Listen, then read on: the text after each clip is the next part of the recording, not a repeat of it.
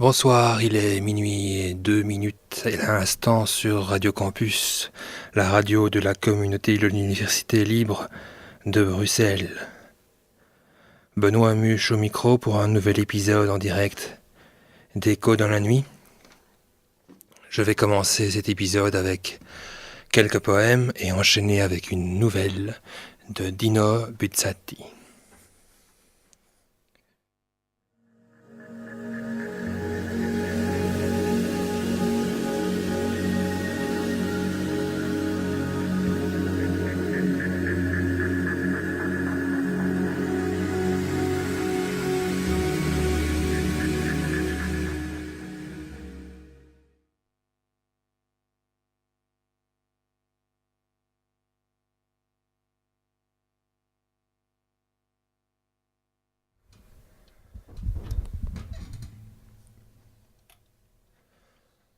Silence et nuit des bois par René-François Sully-Prudhomme 1839-1907.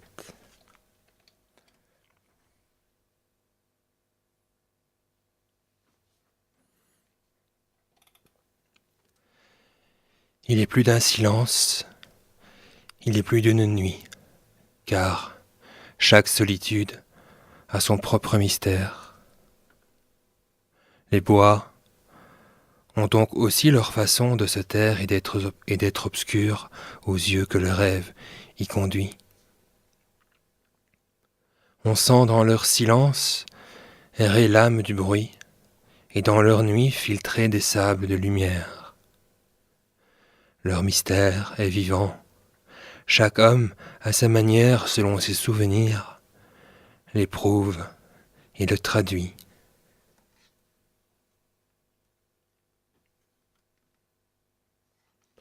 La nuit des bois fait naître une aube de pensée, et, favorable au vol des strophes cadencées, leur silence est ailé comme un oiseau qui dort. Et le cœur dans les bois se donne sans effort. Leur nuit rend plus profond les regards qu'on y lance, et les aveux d'amour se font de leur silence.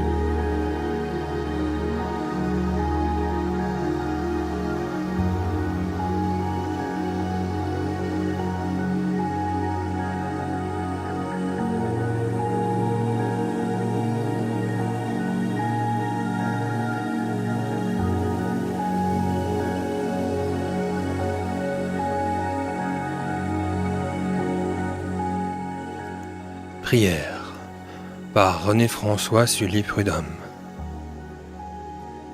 Extrait du recueil Les veines de tendresse, 1875.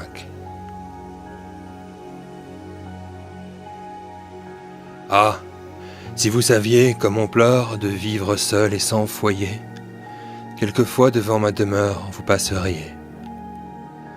Si vous saviez ce qui fait naître dans l'âme triste impur regard, vous regarderiez ma fenêtre comme au hasard. Si vous saviez quel baume apporte au cœur la présence d'un cœur, vous vous assoiriez sous ma porte comme une sœur. Si vous saviez que je vous aime, surtout si vous saviez comment, vous entreriez peut-être même, tout simplement.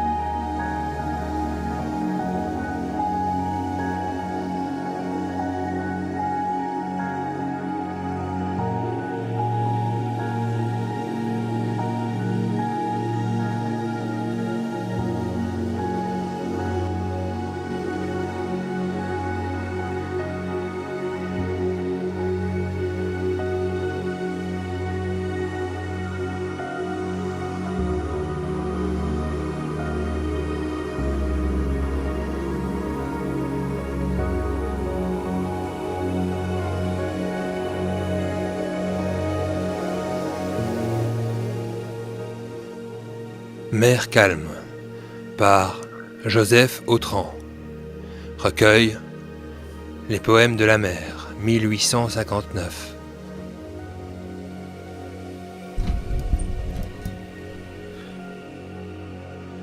Il est nuit, la mer dans son lit repose, assoupie au loin, si tranquillement, que pas une brise à cette heure n'ose troubler d'un baiser son recueillement.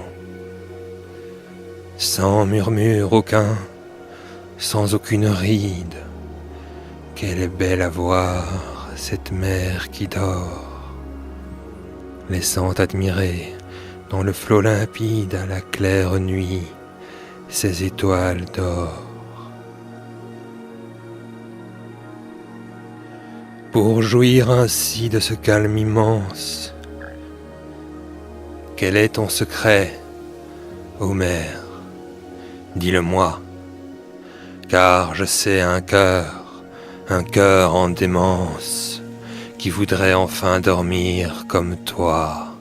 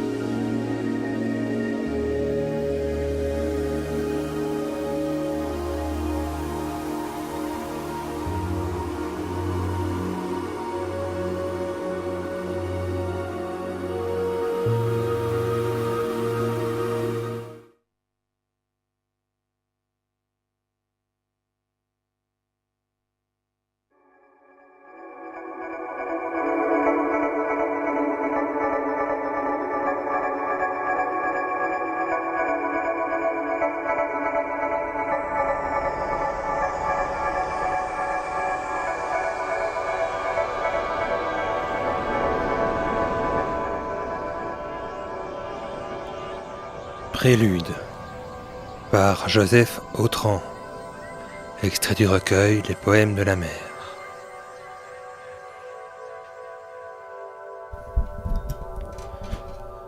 Nous sommes les vagues profondes où les yeux plongent vainement.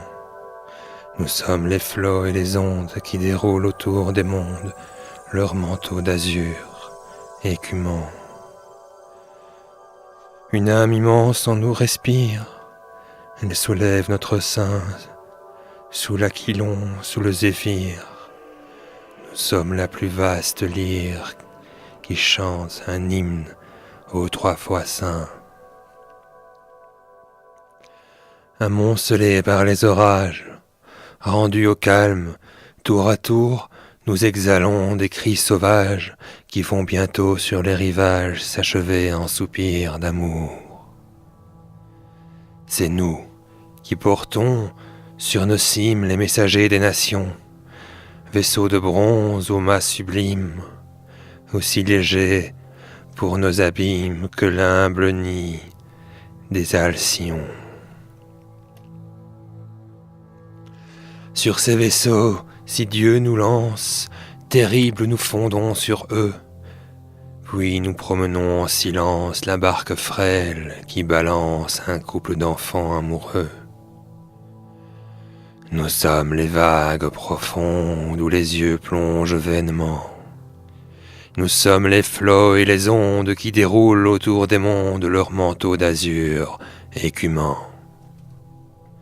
C'est nous qui d'une rive à l'autre emportons les audacieux, le marchand, le guerrier, l'apôtre, n'ont qu'une route, c'est la nôtre, pour changer de terre et de cieux. Nos profondeurs, Dieu les consacre à son mystérieux travail. Dans nos limons, pleins d'un sel âcre, il répand à deux mains la nacre, l'ambre, la perle et le corail. Pelouse, réseau de feuillage, arbres géants, d'autres remplis, monstres hideux, beaux coquillages, la vie est partout sur nos plages, la vie est partout dans nos lits.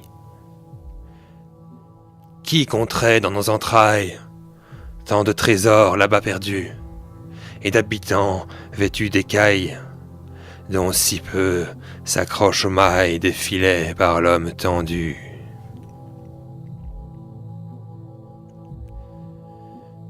Nous sommes les vagues profondes où les yeux plongent vainement. Nous sommes les flots et les ondes qui déroulent autour des mondes leur manteau d'azur écumant.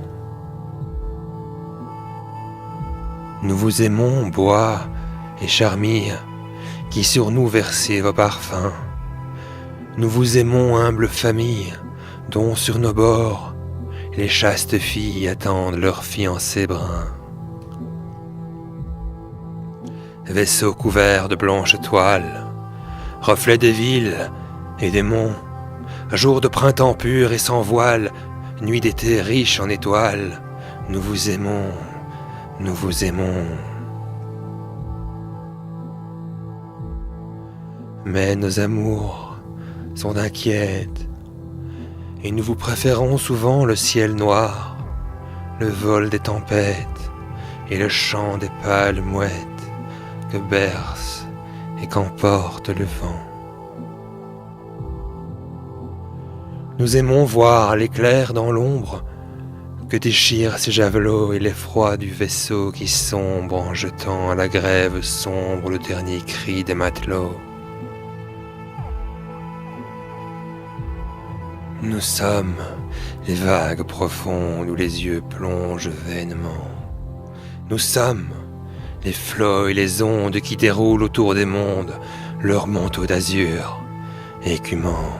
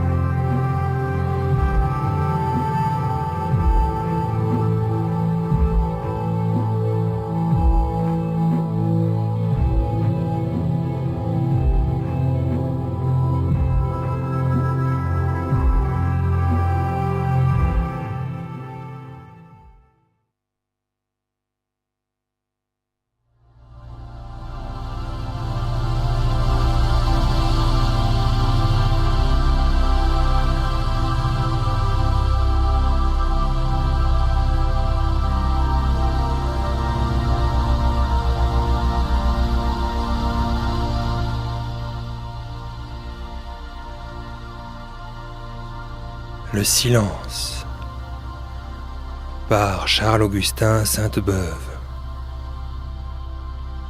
Recueil Vie, poésie et pensée de Joseph Delorme, 1829.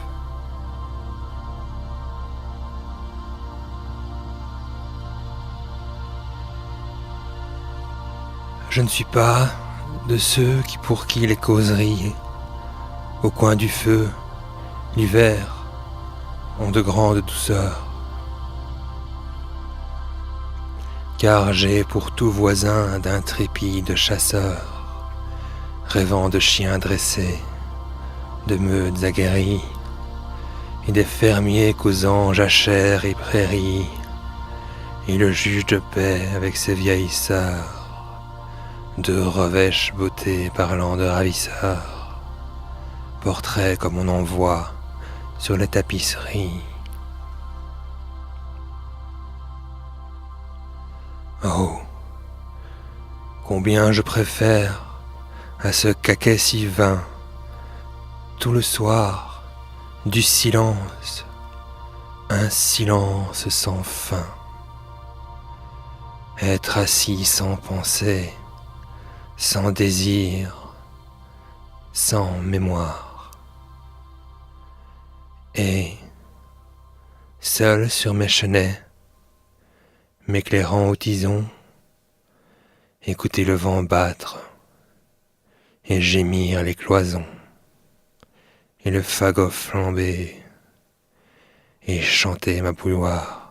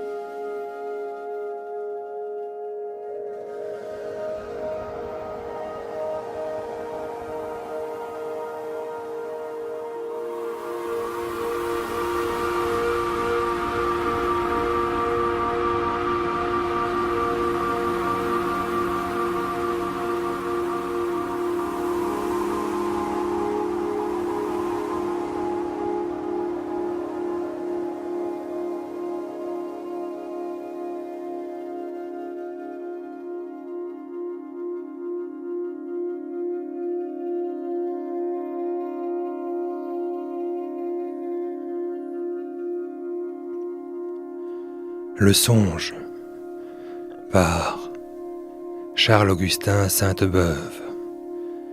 Recueil Vie, poésie et pensée de Joseph Delorme.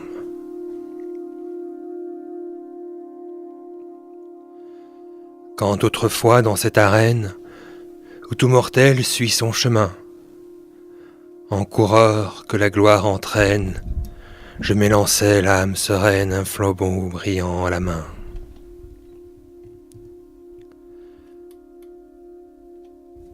Des muses, belliqueux élève, quand je rêvais nobles assauts, couronne et laurier, lyre et glaive, étendard poudreux qu'on enlève, baisers cueillis sous des berceaux. Partout vainqueur, armant, poète, pensais-je hélas que mon flambeau, au lieu de triomphe et de fête, n'éclairerait que ma défaite et mes ennuis jusqu'au tombeau. La destinée, à ma jeunesse, semblait sourire avec amour. J'aimais la vie avec ivresse, ainsi qu'on aime une maîtresse avant la fin du premier jour. Il a fouillé mon rêve éphémère, tel un sexe encore incertain, un bel enfant près de sa mère poursuit la flatteuse chimère de son doux rêve du matin. Tout s'éveille, et lui dort encore. Déjà pourtant il n'est plus nuit, l'aube blanchit devant l'aurore, sous l'œil du Dieu qui la dévore. L'aurore rougit et s'enfuit.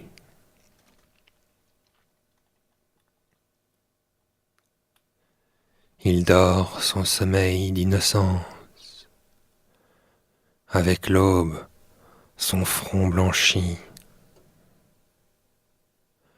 Puis par degrés il se nuance avec l'aurore qui s'avance et qui bientôt s'y réfléchit.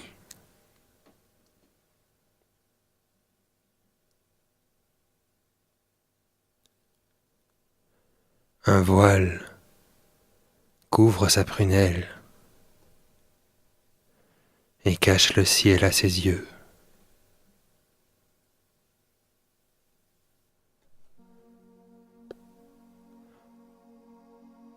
Maison, songe le lui révèle,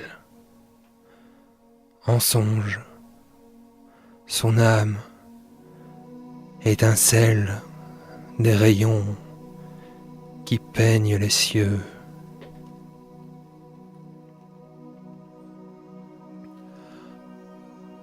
Oh coule, coule, onde nouvelle, suis mollement ton cours vermeil. Peux-tu jamais couler plus belle que sous la grotte maternelle, au premier rayon du soleil? Que j'aime ce front sans nuage, qu'arrose un plus frais que le riz. Bel enfant, quel charmant présage parmi les fleurs de ton visage fait soudain éclore un sourire. Dans la vie encore ignorée, as-tu cru voir un bonheur pur? Un ange te l'a-t-il montré, brillante, sereine, azurée, à travers ses ailes d'azur? Ou quelque bonne fée urgelle, promettant palais et trésors aux filleuls mis sous sa tutelle, pour te promener t'aurait-elle ravi sur son nuage d'or? Mais le soleil suit sa carrière, et voilà qu'un rayon lancé de l'enfant perce la paupière. Ses yeux s'ouvrent à la lumière. Il pleure, le songe est passé.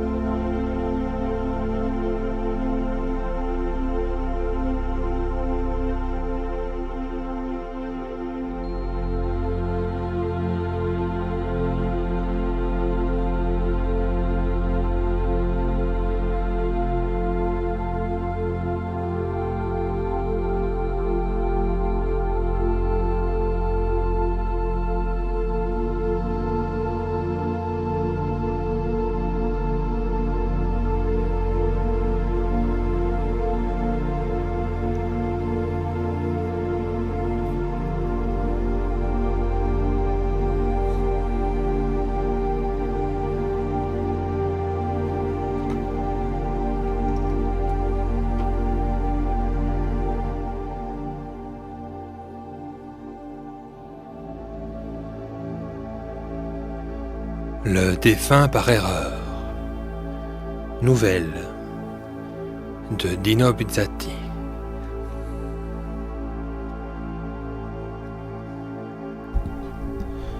Un matin, le célèbre peintre Lucio Predonzani, 46 ans, qui s'était retiré depuis longtemps dans sa maison de campagne à Vimercate, resta pétrifié en ouvrant son journal quotidien, car il venait d'apercevoir en 3e page, en droite en bas, sur 4 colonnes, le titre suivant. L'art italien en deuil. Le peintre Predonzani est mort. Et puis, au-dessous, une petite note en italique. Vimercate, 21 février. À la suite d'une brève maladie devant laquelle les médecins sont demeurés impuissants, le peintre Lucio Predonzani vient de s'éteindre il y a 2 jours. Le défunt avait exprimé la volonté que l'annonce de son décès ne soit communiquée qu'après les obsèques.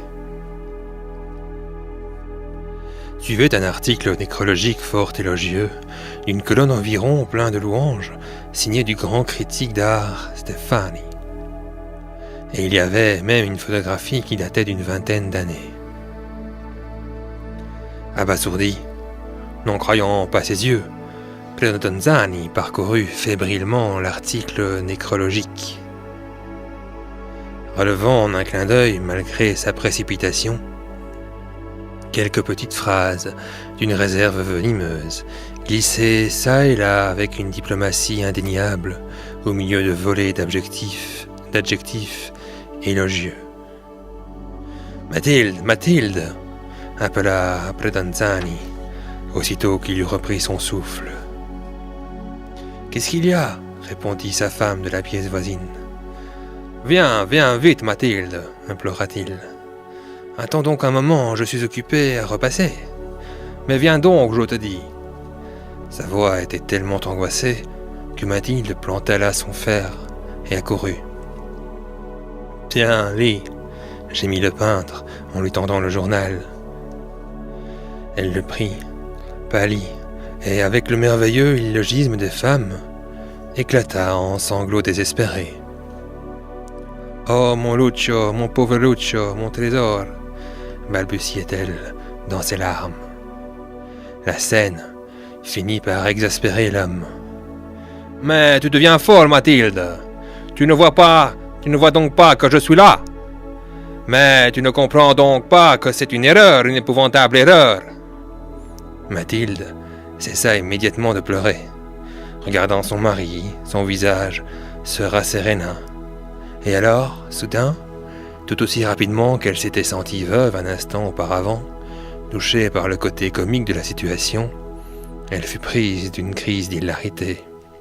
« Oh mon Dieu, que c'est drôle, oh oh, quelle histoire, excuse-moi Lucio, mais tu sais, un deuil pour art, et tu es ici frais et rose, piaillait-elle en pouffant de rire. « Allons, ça suffit, s'emporta-t-il. Ne te rends pas compte, c'est terrible, absolument terrible. Ah, il va m'entendre, le dictateur du journal. Ça va lui coûter cher, cette plaisanterie. » Predonzani se précipita en ville, courut tout droit au journal. Le directeur l'accueillit avec affabilité.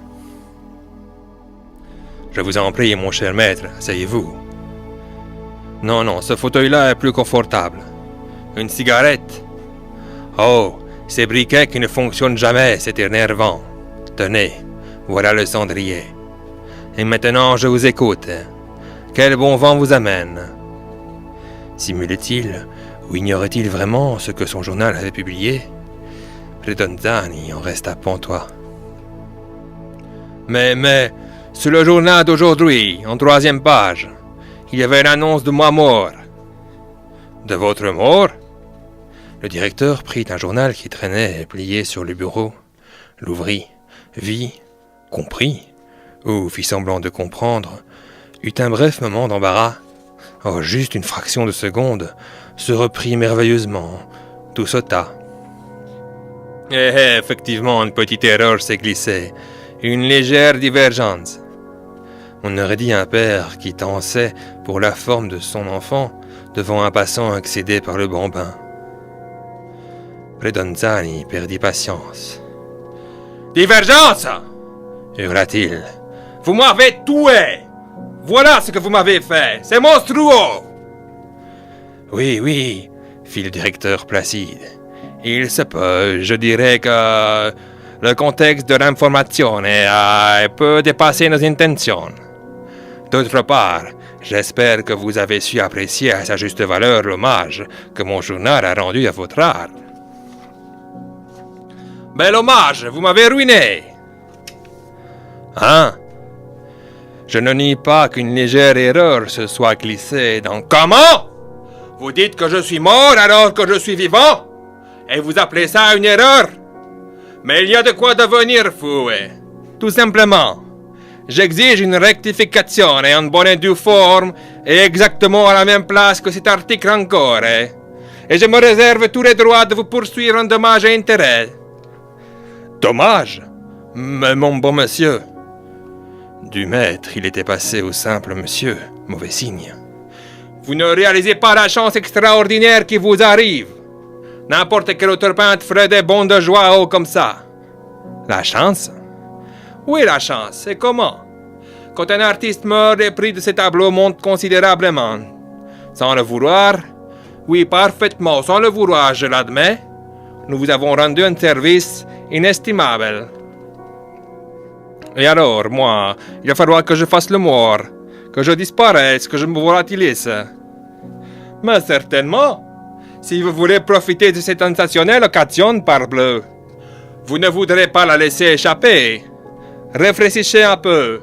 Une belle exposition posthume, un battage bien orchestré. Nous ferons nous-mêmes tout notre possible pour la lancer. Ce sera une affaire de plusieurs millions, mon cher maître. Mais moi, dans tout cela, qu'est-ce que je deviens? Il faudra que je disparaisse de la circulation. Dites-moi, est-ce que vous n'auriez pas un frère par hasard? Si, pourquoi? Il vit en Afrique du Sud. Magnifique, il vous ressemble. Assez, oui, mais il porte la barbe. À merveille. Laissez pousser la vôtre aussi et dites que vous êtes votre frère. Tout se passera comme une lettre à la poste. Faites-moi confiance. Il vaut mieux laisser les choses suivre leur cours. Et puis comprenez-moi, une rectification de ce genre, on ne sait trop à qui elle sert. Vous, personnellement, pardonnez ma sincérité, vous feriez une figure un peu ridicule. Inutile de le contester. Les ressuscités ne sont jamais sympathiques. Et dans le monde de l'art, vous savez bien comment vont les choses. Votre résurrection, après tant d'éloges, produirait une très mauvaise impression et serait un goût plus que douteux. Il ne sut pas dire non. Il rentra dans sa maison de campagne. Il se terra dans une pièce et laissa pousser sa barbe. Sa femme prit le deuil. Des amis vinrent la voir, tout spécialement Oscar Pradelli, peintre lui aussi, qui avait toujours été l'ombre de Predonzani.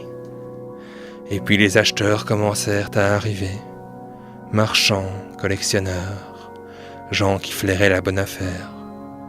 Des tableaux qui avant atteignaient péniblement 40, 50 000 se vendaient maintenant sans peine 200. Et là, dans son antre clandestin, Predonzani travaillait, une toile après l'autre, en antidatant bien entendu. Un mois plus tard, sa barbe était assez fournie. Predonzani se risqua à sortir, se faisant passer pour le frère arrivé d'Afrique du Sud. Il avait mis des lunettes et imitait un accent exotique. « C'est fou ce qu'il lui ressemble », disaient les gens.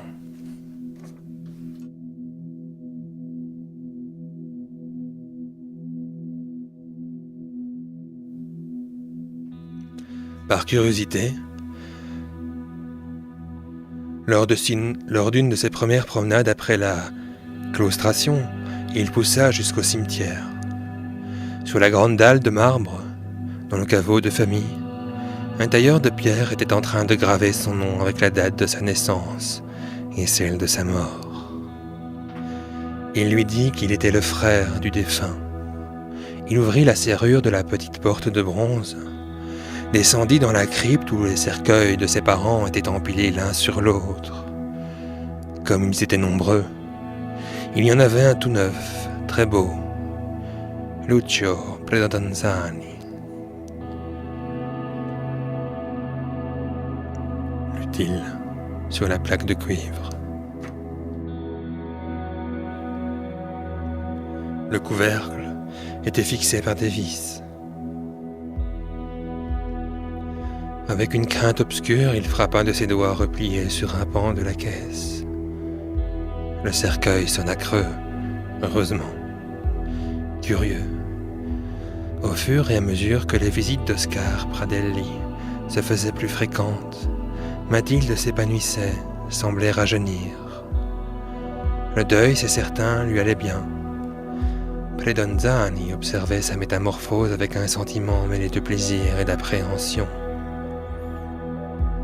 Un soir, il se rendit compte qu'il la désirait, comme cela ne lui était plus arrivé depuis des années. Il désirait sa veuve. Quant à Pradelli, son assiduité n'était-elle pas intempestive? Mais quand Predonzani le fit remarquer à Mathilde, elle réagit presque avec agressivité. « Qu'est-ce que tu te prends, pauvre Oscar, ton unique véritable ami? C'est le seul qui te regrette sincèrement. Il se donne la peine de consoler ma solitude et tu le soupçonnes. Tu devrais avoir honte. » En attendant, l'exposition posthume fut organisée et remporta un magnifique succès. Elle rapporta, tout frais payé, 5,5 millions. Après quoi, l'oubli, avec une rapidité impressionnante, descendit sur Predonzani et son œuvre. Son nom était cité de plus en plus rarement dans les rubriques et dans les revues artistiques. Et bientôt, il en disparut, complètement. Avec une stupeur désolée, il constatait que même sans Lucio Predonzani, le monde continuait à tourner comme avant. Le soleil se levait et se couchait comme avant. Comme avant, les domestiques secouaient leurs tapis le matin, les trains fonçaient, les gens mangeaient et s'amusaient. Et la nuit, les garçons et les filles s'embrassaient debout contre les grilles sombres du parc, comme avant. Jusqu'au jour où, revenant d'une promenade à la campagne, il reconnut, pendu dans l'antichambre, l'imperméable de son cher ami Oscar Pradelli.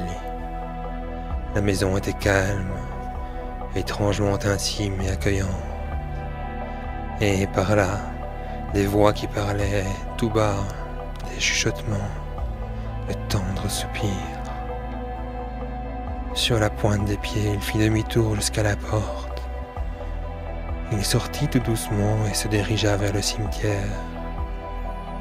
C'était une douce soirée pluvieuse.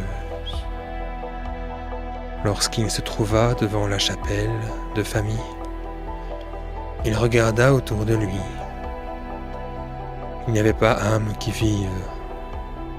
Alors, il ouvrit le battant de bronze, sans hâte, tandis que la nuit venait. Lentement, il enleva avec un canif les vis qui fermaient le cercueil tout neuf, son cercueil, celui de Lucio Predonzani.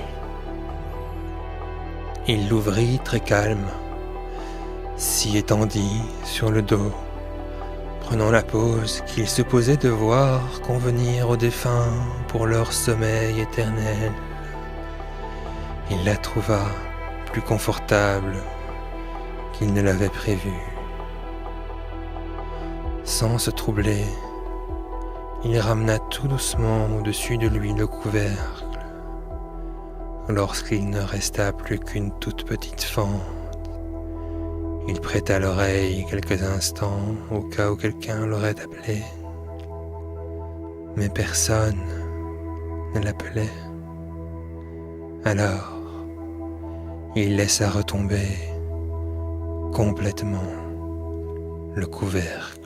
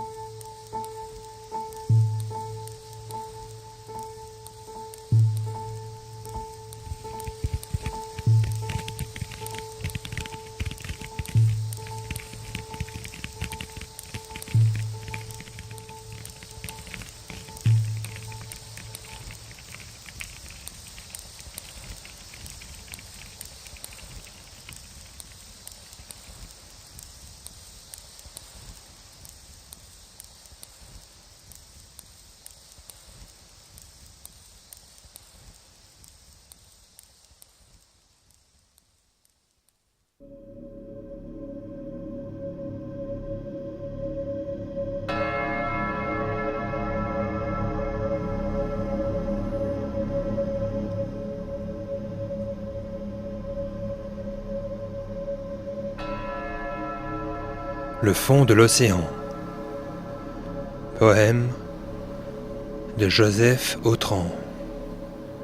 Extrait du recueil Les poèmes de la mer, 1859.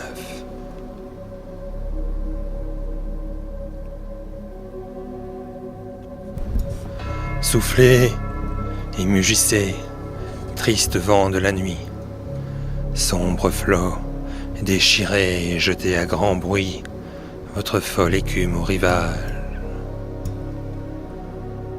Penché vers vous, du bord de ces rocs frémissants, j'aspire dans mon âme et je bois dans mes sens, je ne sais quel plaisir sauvage.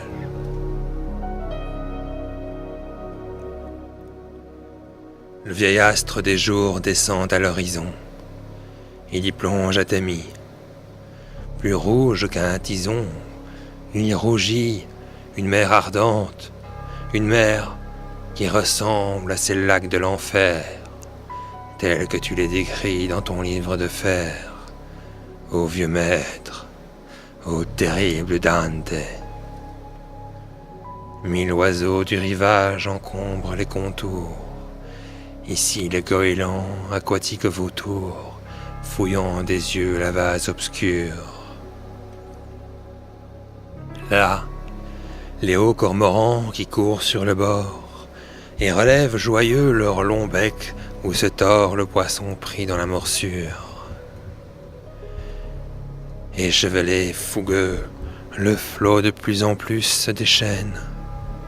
Il mugit, il gronde à chaque flux comme un tonnerre sur la grève.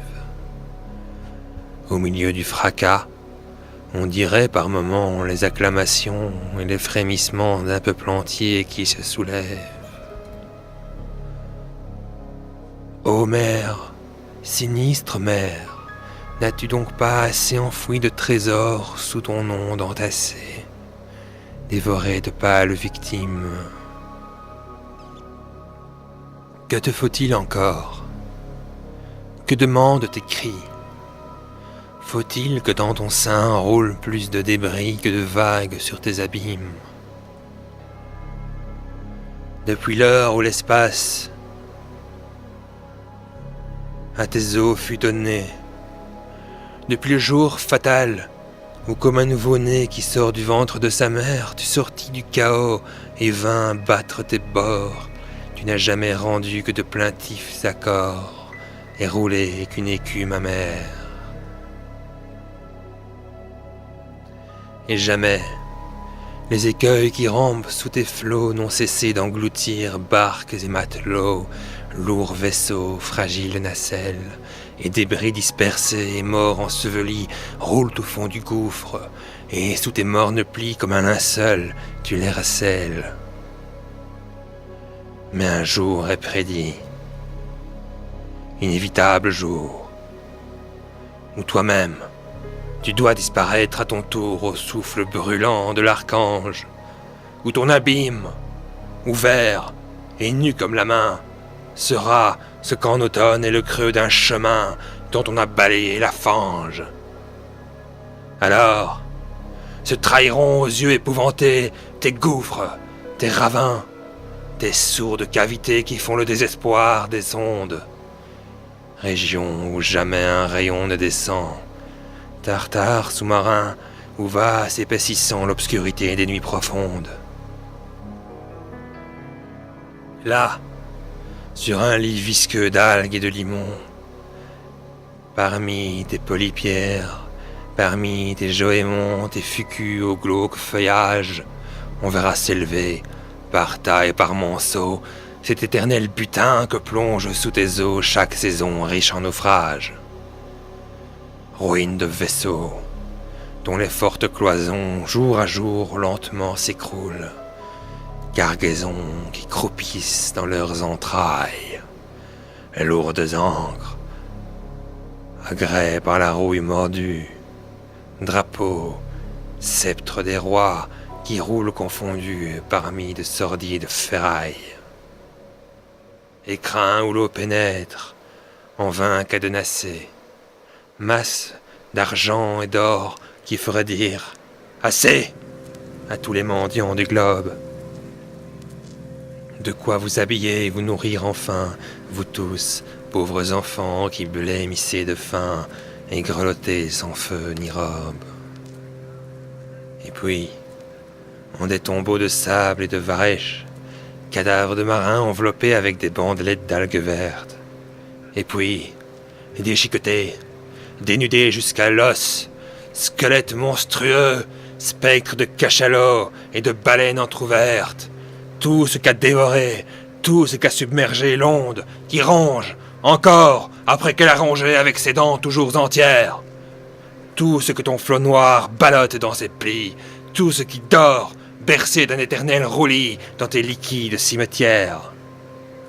Voilà quel formidable et lugubre tableau apparaîtra le jour que les voiles de l'eau seront repliés par Dieu même, quand la mer, quand le sol fouillé jusqu'au fond, rendront ce qu'engloutit un néant si profond, partout le trépas nous sème.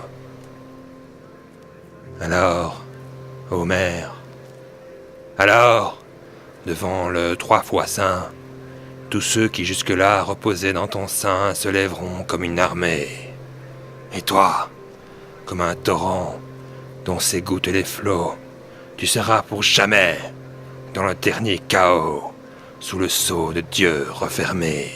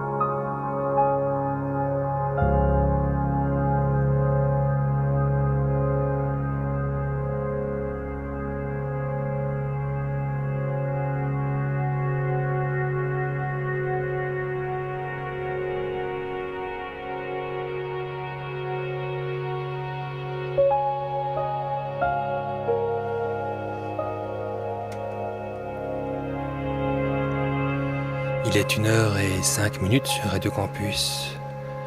Ceci est la fin de cet épisode d'Écho dans la nuit. N'hésitez pas à laisser des suggestions de textes que vous voudriez entendre interprétés sur antenne en direct sur la page Facebook de l'émission à l'adresse facebook.com/écho dans la nuit ou en tapant dans le champ de recherche écho au pluriel dans la nuit. Il y a également tous les enregistrements des épisodes précédents, enregistrements des directs, sur YouTube en cherchant Écho dans la nuit Radio Campus et les playlists sortent. Voilà, j'espère que cette émission vous a plu. Je vous souhaite de faire de très beaux rêves. Une excellente semaine et je vous donne rendez-vous dimanche à minuit.